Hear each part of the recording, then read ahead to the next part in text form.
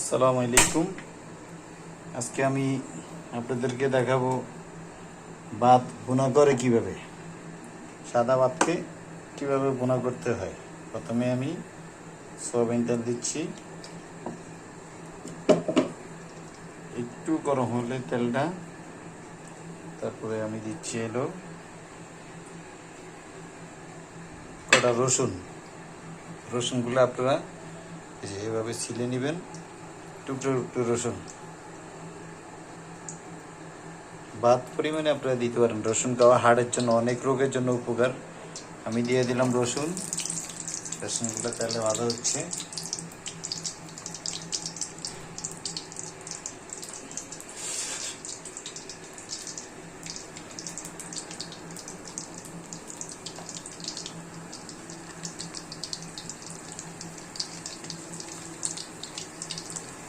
দেখতে পাচ্ছেন রসুনগুলোকে হালকা ভাবে ইয়ে করতেছি।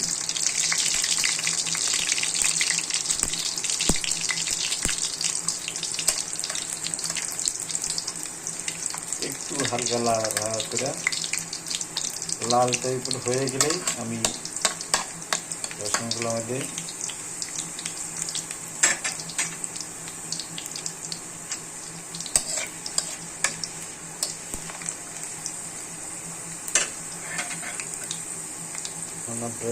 করে দিচ্ছি হলো পেঁয়াজ।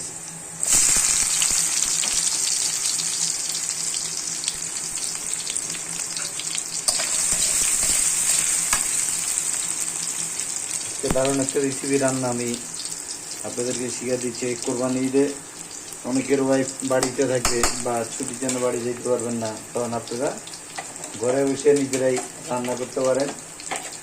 ভাতকে ফ্রিজ থেকে বের করে বা পুরোনো ভাত থাকতে দিতে পারেন। এর মধ্যে আর একটু ঘি দিয়ে দিচ্ছি। এটা ঘি দিতে পারেন, আপনারা নাও দিতে পারেন। ঘিতে দিলে একটু গ্রানটা হয় আর কি। হাতে একটু ঘি দিয়ে দিলাম আমি, এটা গ্রানের জন্য, সুস্বাদের জন্য। দিয়ে দিলাম লাল, তারপরে দিচ্ছি হলো লবণ পরিমাণ মতো। লবণ দিবেন, এই যে আমি লবণ দিয়ে দিলাম।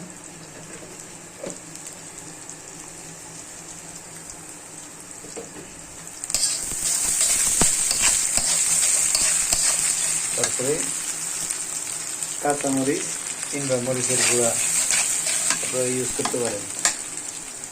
আমি জাল করে করব, এর জন্য একটু মরিচ দিয়ে দিচ্ছি।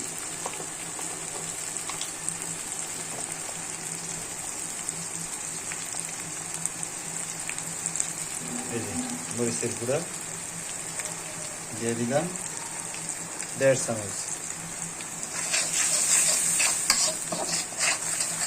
তারপর একটু হলুদ দিব,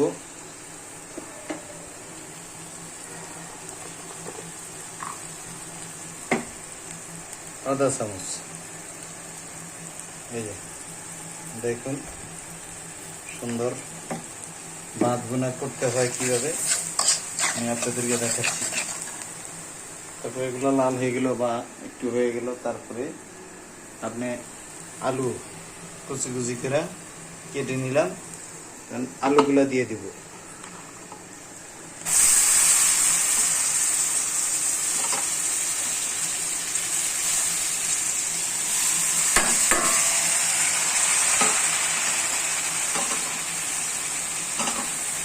আলুগুলো দিয়ে দিলাম, তারপরে ভালো করে আপনারা লাড়িয়ে নেবেন। এবারে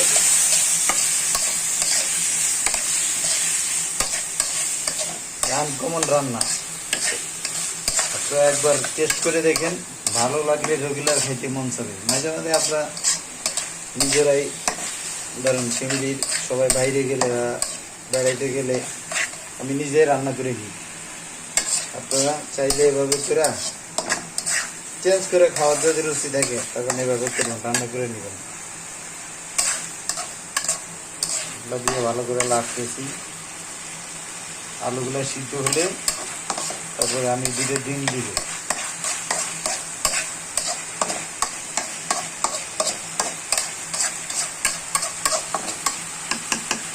আমি আবারও বলছি, হালকা ঘি দিয়ে দিছি আমি, মরিচের গুঁড়া, সরিষার সয়াবিন তেল আর লবণ। এটা হইতেছে, ভালো করে লাগতেছে, কারণ আমি তো ঝাল করে রান্না করতেছি আজকে আপনাদেরকে দেখানোর জন্য। এটা খেলে জাল ছাড়াও করতে পারেন, হালকা মরিচ 2-3টা দিয়ে।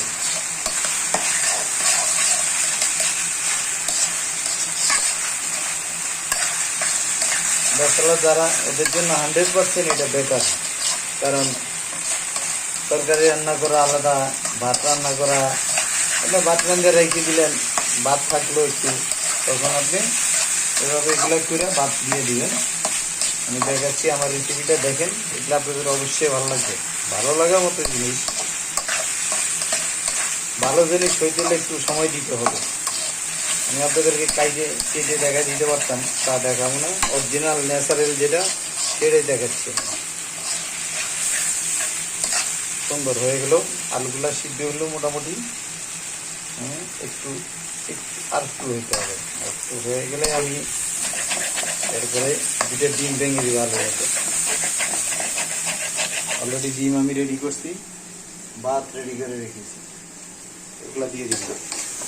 অবশ্যই আপনাদের খেতে ভালো লাগবে, মজার একটা রান্না করতেছি। আমি এখন 2টা ডিম ভেঙে দিচ্ছি, দেখেন, অবশ্যই ভালো লাগবে, ভালো লাগার মতো জিনিস।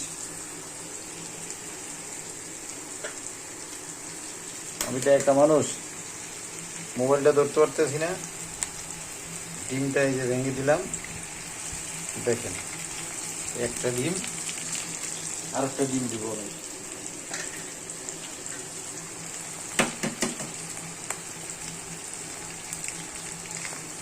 দুটো ডিম দিলাম মোটামুটি, এরপর আবার অনেক নাড়া দিতে হবে, নাহলে লেগে যাবে। আমি দেখাচ্ছি আপনাদেরকে, চুলার আগুনটা একটু কমিয়ে দিতে হবে।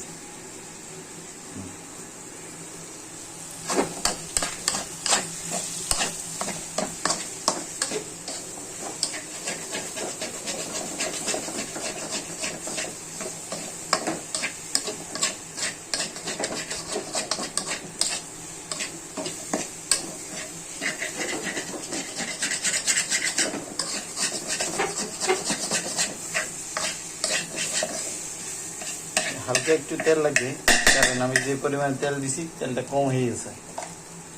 আর একটু সয়াবিন তেল দিচ্ছি আমি, কারণ ভাত তো গুঁড়া করতে হবে এটার মধ্যে, একটু সয়াবিন তেল দিয়ে দিলাম। তেলটা গরম হইলে আমি ইনশাল্লাহ ভাতগুলা বসিয়ে দেব।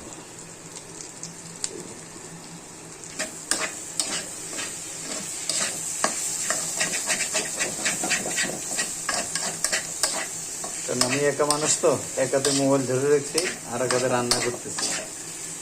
তো ভাই প্রফেশনাল রান্না করার লোক না, তারপরে আমার এগুলা রান্নাটা খুব মজা লাগে, কারণ আমার ওয়াইফও নিজে প্রশংসা করে, এর জন্য আমি রান্না করে আপনাদেরকেও দেখাচ্ছি। অবশ্যই ভালো লাগবে খেলে, একবার খাইলে আবার খাইতে মন চাবে। ঠিক আছে, মোটামুটি হয়ে গেছে, আমি এখন ভাত দিয়ে দিচ্ছি। এই যে দেখেন, পাতিল থেকে ভাত নিয়ে এখন আমি ভাতগুলো দিয়ে দিব এখানে।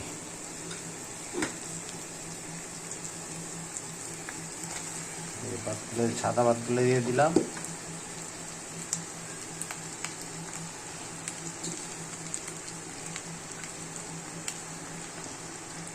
দেওয়ার পরে আবার নাড়তে হবে।